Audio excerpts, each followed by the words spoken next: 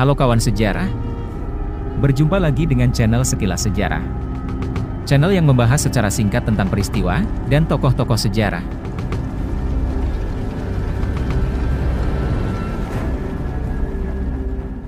Perang Salib merupakan salah satu fase sejarah yang paling diminati dan diburu sebagian besar sarjana atau peneliti sejarah.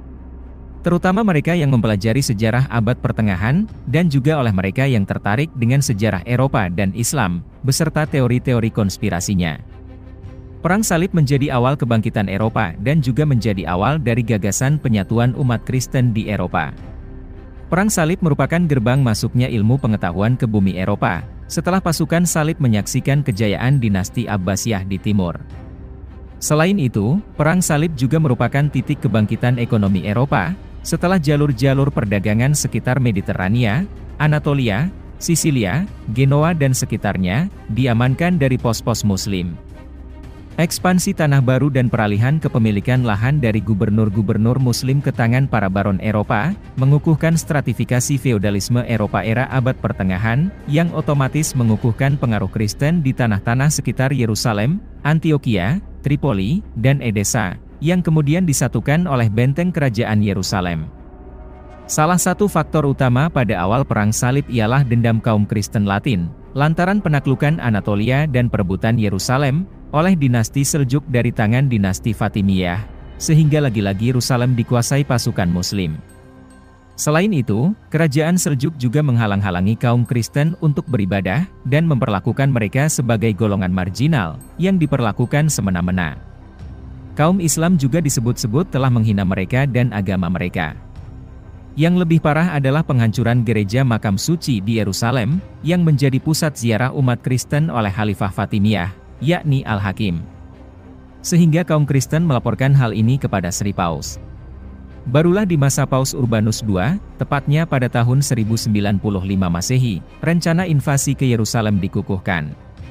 Paus Urbanus II langsung mengumpulkan semua umat Kristen dan menyampaikan pidato dengan berapi-api di Biara Clermont, Perancis.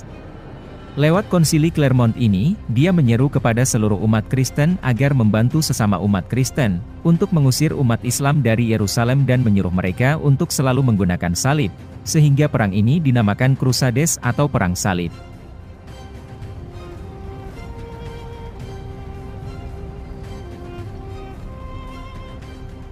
Selain itu juga, kekhawatiran Bizantium atas serangan dinasti Seljuk, di mana setelah kekalahan pasukan Romanus IV Diogenes di Manzikert oleh tentara Alp Arslan. Jatuhnya Manzikert yang merupakan benteng Bizantium mengguncang kedudukan Kaisar di Konstantinopel. Sebab sewaktu-waktu pasukan Seljuk bisa merangsek ke Konstantinopel, meskipun praktiknya sampai awal abad ke-15, pasukan Muslim belum ada yang bisa merebut Konstantinopel. Untuk mengantisipasi serangan Muslim, Kaisar Bizantium Alexius I Komnenus meminta bantuan Paus Urbanus II agar menggerakkan kaum Kristen untuk membantu mereka menghalau kedatangan pasukan Seljuk. Sedangkan saat itu, Gereja Ortodoks Yunani di Bizantium dan Gereja Katolik Roma sedang bersilang pendapat masalah doktrinal dan sudah berjalan selama 40 tahun. Sehingga kesempatan ini dijawab Paus Urbanus II sebagai ajang rekonsiliasi dua gereja Kristen, dan agar Kaisar Bizantium mau mengakui kepausan Roma. Dari beberapa faktor penyebab terjadinya Perang Salib tersebut, secara garis besar dapat kita bagi menjadi 3 faktor utama, yakni, pertama, faktor agama, kedua, faktor politik, dan ketiga, faktor ekonomi.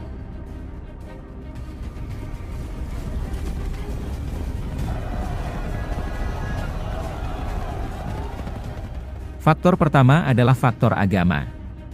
Saat dominasi Bani Seljuk menguasai pemerintahan Khalifah Abbasiyah, kebijakan tertentu diciptakan penguasa Seljuk, terkait invasi mereka pada tahun 1076 Masehi ke Yerusalem, untuk menghapus dinasti Fatimiyah dan menghilangkan klaim kekhalifahan Islam oleh kaum Syiah. Terutama setelah kelompok Fatimiyah berhasil menduduki Mekah dan Madinah, yang merupakan poros peradaban Islam.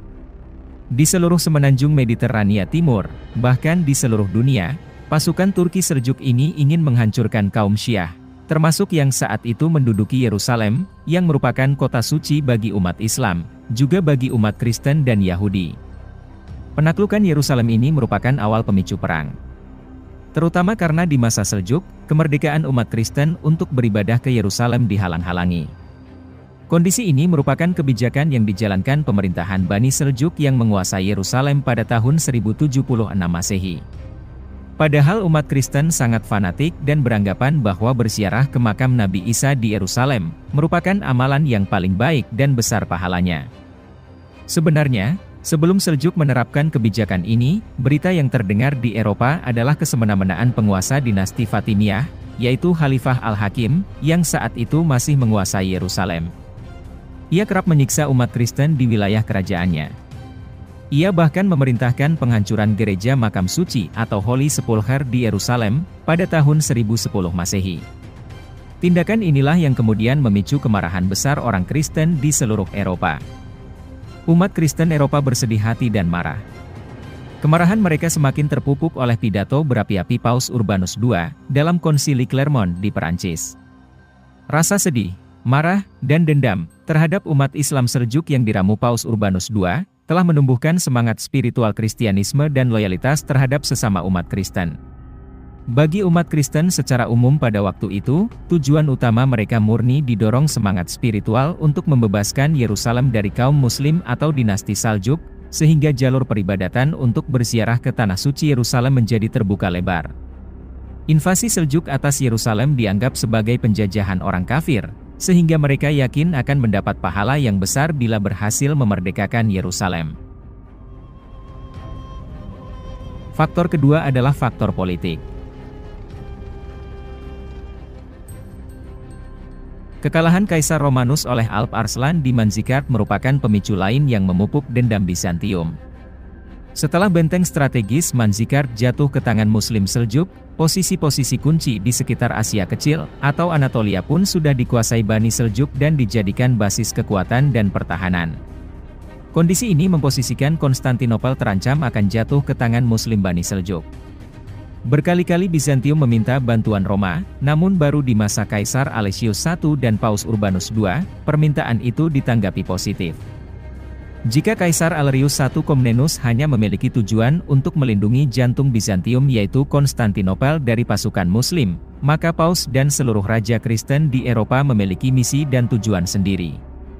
Paus yang menerjunkan tentara salib bukan hanya ingin mengamankan Konstantinopel, tetapi juga ingin merebut wilayah penting lainnya, selain Yerusalem yang sudah dikuasai Muslim. Dengan bekal kampanye Konsili Clermont, Paus menggerakkan tentara salib untuk menaklukkan dunia di bawah kekuasaan gereja, dengan raja-raja dan para bangsawan Eropa yang membentuk koloni baru, serta membangun kerajaan di seputaran negeri yang ditaklukkan, untuk semakin memperkuat dominasinya. Paus Urbanus II memanfaatkan kelemahan negeri dan pemerintahan Muslim untuk melaksanakan misinya dengan satu serangan kilat. Saat itu dinasti Abbasiyah tengah lemah, lantaran dominasi Turki Seljuk yang menggenggam otoritas pemerintahan dan militer. Sedangkan di dalam dinasti Seljuk sendiri, sedang terjadi perpecahan internal di antara anak-anak Sultan Malik Shah I, putra Alp Arslan. Yang ketiga adalah faktor ekonomi. Perang yang merupakan pertaruhan antara menang dan kalah, menjadi pendorong masyarakat kelas bawah untuk ambil bagian. Pertama, jika mereka menang, selain mendapatkan harta jarahan dan tanah, mereka juga diagungkan sebagai ksatria pemberani pahlawan perang salib. Jika mereka kalah atau mati, mereka juga merasa terhormat bisa mati sebagai martir bagi misi perang suci serta mendapat ampunan dan pahala. Namun dorongan untuk menang tentu lebih besar. Jika mereka adalah kaum kriminal yang harus digantung, namun diberi pilihan kedua untuk ikut perang salib dengan jaminan kekayaan dan ampunan raja, maka tentu saja mereka lebih memilih untuk ikut perang. Dari aspek alasan itu, tentu dapat dilihat bahwa faktor ekonomi menjadi faktor yang dominan. Karena masyarakat Eropa kelas rendahan, seringkali mendapat tekanan dan dibebani berbagai pajak, serta sejumlah kewajiban lainnya dari kerajaan dan gereja. Dengan bergabung dalam misi salib, mereka akan mendapat kemuliaan, kebebasan, dan kesejahteraan, serta keuntungan ekonomi di daerah taklukan, dengan menjadi pedagang atau pengrajin senjata untuk keperluan perang.